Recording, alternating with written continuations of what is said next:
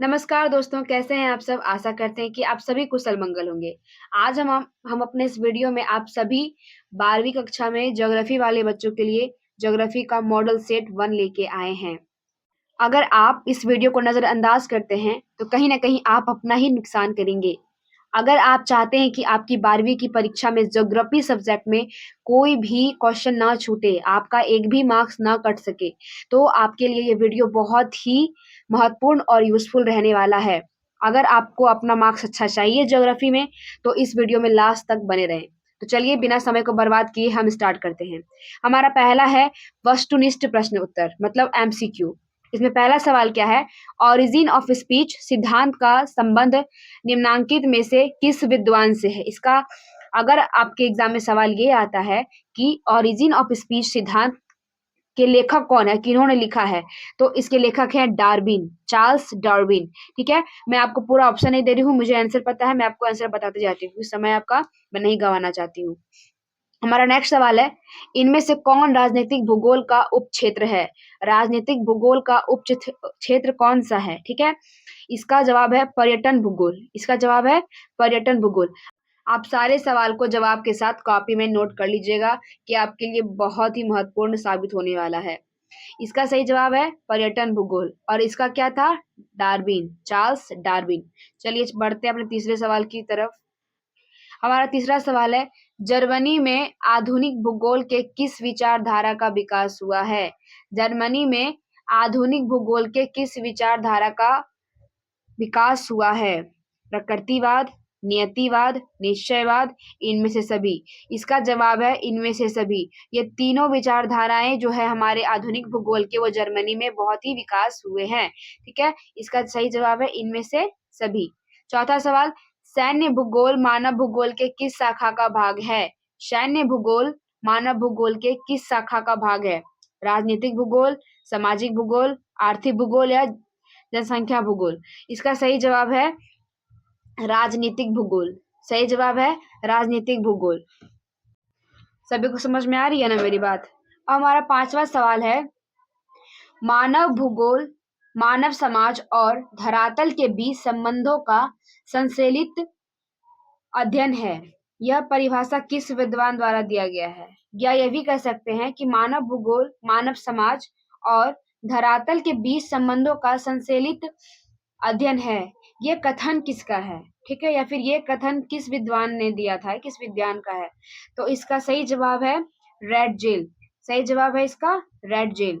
आप सभी सवाल को जवाब के साथ नोट कॉपी में कर लीजिएगा, बहुत महत्वपूर्ण है। चलिए अपने बढ़ते हैं नेक्स्ट सवाल की ओर। हमारा छठवां सवाल क्या है? विश्व जलवायु के कारण निम्नांकित में से सबसे विरल जनसंख्या वाला प्रदेश कौन सा है? कौन सी जलवायु? विश्व जलवायु। अब है विश्व जलवायु के कारण। अब पहले ये समझते हैं कि विश्व जलवायु क्या है। ठीक है, विश्व जलवायु क्या है? वह जलवायु जो समुद्र के किनारे, ठीक है, समुद्र के किनारे स्थानों में होती है, वो कैसी होती है? विश्व जलवायु होती है। ठीक है, तो इसका सही जवाब क्या है? विषुवतीय क्षेत्र। सातवां सवाल क्या है कि जनसंख्या परिवर्तन के घटक कौन है? मैंने आपको बताया था कि जनसंख्या परिवर्तन के 3 घटक हैं। कौन कौन? जन्म दर, मृत्यु दर और प्रवास। तो सही जवाब क्या हो जाएगा? ये सभी, है ना? अब 8वां सवाल की ओर बढ़ते हैं। 21वीं शताब्दी के प्रारंभ में विश्व की जनसंख्या दर्ज की गई थी। क्या है कि कितनी दर्ज की गई थी, यही पूछा गया है हमसे 21वीं सदी में। उसका सही जवाब होगा 600 करोड़। कितना होगा? 600 करोड़। चलिए अब देखते हैं नेक्स्ट सवाल क्या है। उच्च जन्म एवं उच्च मृत्यु दर वाला महाद्वीप। उच्च जन्म दर एवं उच्च मृत्यु दर वाला महाद्वीप तो कौन है? एशिया है। कौन है? एशिया। किसी भी देश का वास्तविक धन क्या होता है? बताइए, किसी भी देश का वास्तविक धन क्या होगा? देश के निवासी होंगे, देश के संसाधन होंगे, या देश की अर्थव्यवस्था, या फिर उद्योग? चलिए हम बता ही देते हैं। इसका सही जवाब है देश की निवासी। ठीक है, इनमें से कौन जीवन सर्वाधिक महत्वपूर्ण कारक है? इनमें से कौन जीवन का सर्वाधिक महत्वपूर्ण कारक है? भू आकृति है, जल की उपलब्धता है, जलवायु या मृदाएं हैं? उसका सही जवाब होगा जलवायु। क्या होगा? जलवायु। हमारा नेक्स्ट सवाल क्या है?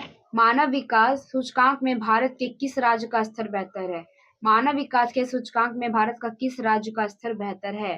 तो इसका है केरल। इसका सही जवाब क्या है? केरल। सॉरी, बिहार में भी ठीक हो गया। सही जवाब इसका है केरल।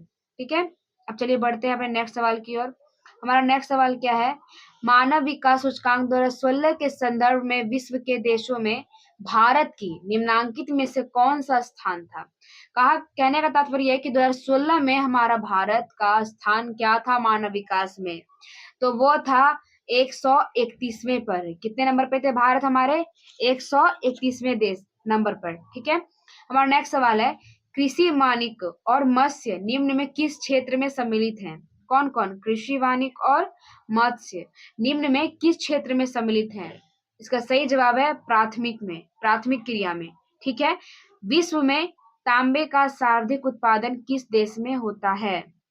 विश्व में तांबे का सर्वाधिक उत्पादन किस देश में होता है? बताइए आप बताइए। ऑप्शन में फिलहाल हम बता देते हैं।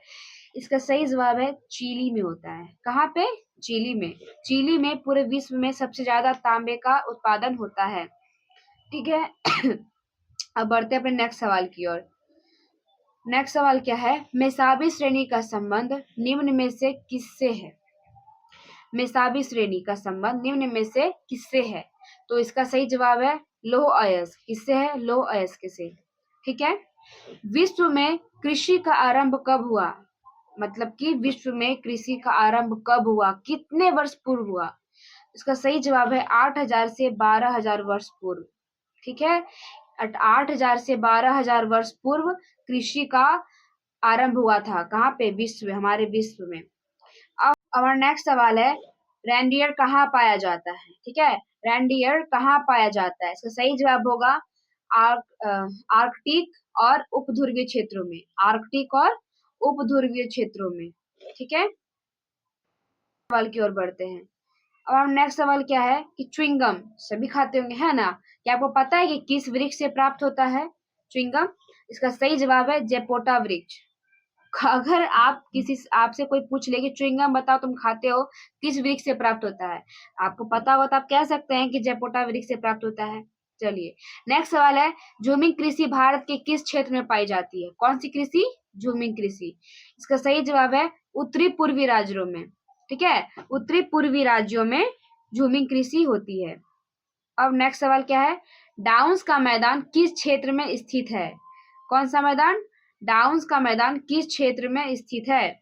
इसका सही जवाब है उत्तरी अमेरिका में। ठीक है, कहाँ पे? उत्तरी अमेरिका में। समझ में आ रहा है ना? चलिए बढ़ते हैं अपने नेक्स्ट सवाल की ओर।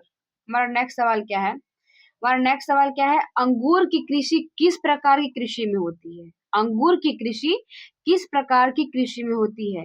उसका सही जवाब होगा भूमध्य सागरीय कृषि। किसमें? भूमध्य सागरीय कृषि में होती है अंगूर की कृषि। अब है, पिग्मी प्रजाति समूह कहाँ पाए जाते हैं? पिग्मी प्रजाति समूह कहाँ पाए जाते हैं? तो ये पाए जाते हैं अफ्रीका में। कहाँ पे? अफ्रीका में। अब है, दार्जिलिंग निम्नांकित में से किस फसल के उत्पादन के लिए प्रसिद्ध है?